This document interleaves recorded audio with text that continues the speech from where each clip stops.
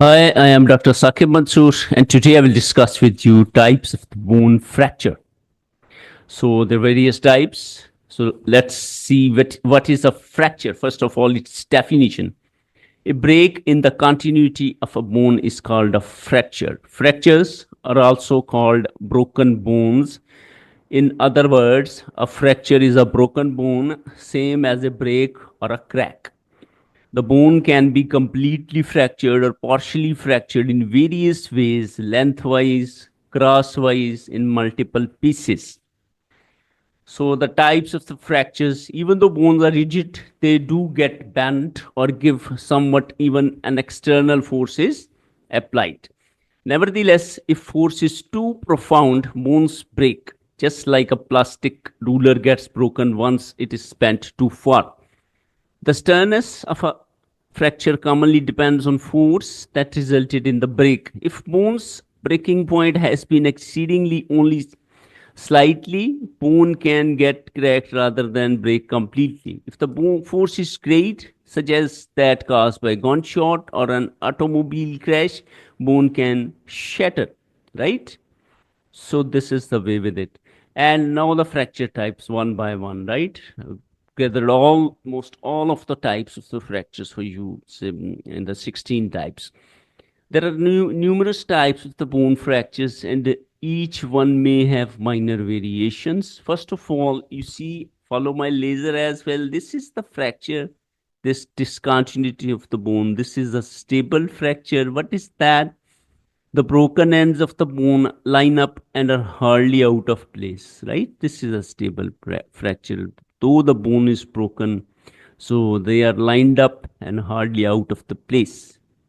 Next is a closed fracture. These two do not break the skin. They don't break the skin, right? This is a fracture and they never break the skin. This is a closed fracture.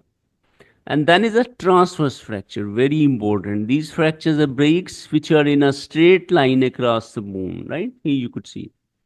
And then is a compound fracture, or also known as the open fracture. It is a fracture where the bone gets broken through the skin and may be seen outside the skin. This is, you could see this bone is broken. It can be seen outside the skin. That is a linear fracture. It is a fracture running parallel to the shaft of the bone. Here you could see this is the linear fracture and runs parallel to the shaft of the bone. This is the linear fracture. Next is the oblique fracture. This fracture occurs when the break is diagonal across the bone. Here you could see this is a diagonal break. This is oblique fracture. And comminuted fracture. Here you could see this is the fracture where the bone gets broken into several pieces. There's multiple pieces, 3 or more pieces. This is the comminuted fracture, right? And then it's very interesting, this segmental fracture. Here you could see this. This is a femur bone, right? This is its shaft. And this is the segmental fracture.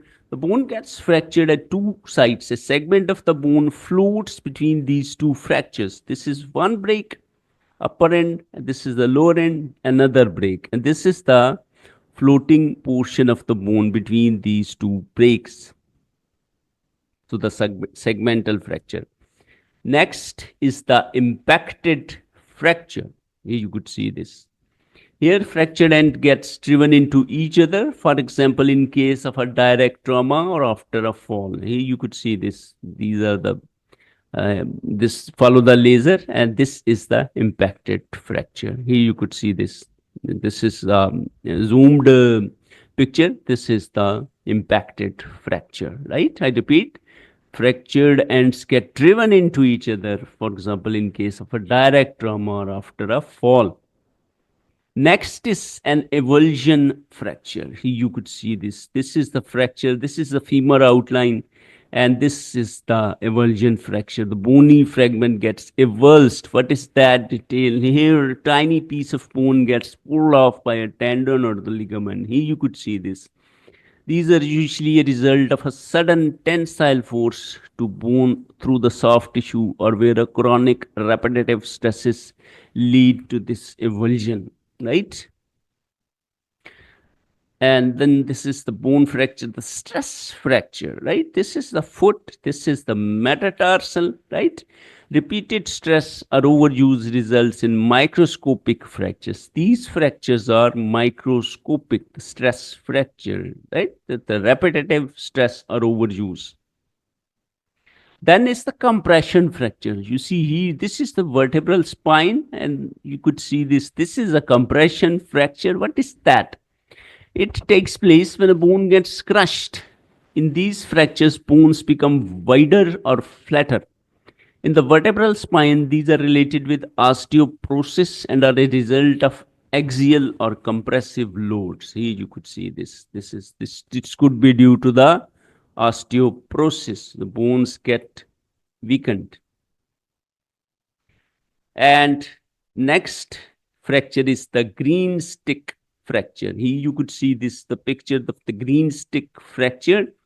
The bone is the radius, right? This is the ulna, and this is the radius. And here you could see this, and it is a pediatric fracture where disruption of a single cortex occurs, right? The two cortex, and this is the one end cortex, it gets disrupted. It is a partial fracture that takes place mostly in the children. The bone bends and gets broken but does not separate into two separate segments. Children usually get this type of fracture as their bones are softer and more flexible, right? So the green stick fracture is mostly seen in children. It's a pediatric fracture, right? This is one cortex is broken. The bone is not completely broken. Then another children or pediatric fracture, this is called as the torus and the buccal fracture, right? You could see this. This is the picture. Here you could see this. This is the picture in the inbox, the highlighted, zoomed buccal fracture. This is a pediatric fracture that involves an impacted cortex. Here the cortex is impacted. Here you could see this, right? This again is the radius, and this is the ulna. Then the pathologic fracture. Here you could see this is a pathologic fracture of the femur. It is a fracture that results from a diseased bone, a bone tumor. Some disease of the bone, right? And the fracture is it can be a cause, and this a result, and this is a bone tumor, right? Could be here. That can result in a pathologic fracture. And this is the last, Salter-Harris fracture.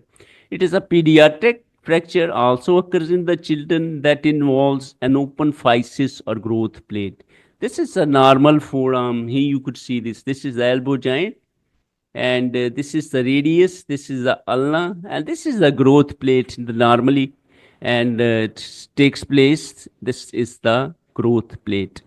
And as this involves physis, this has various types: type 1, type 2, type 3, type 4, and the type 5. I will not go into details, and you could just see this is the fractures involving an open physis of the growth plate, right? So thank you very much for watching my video. So next video would be on the healing of the fracture. So stay tuned and do subscribe and comment my videos. Thank you very much.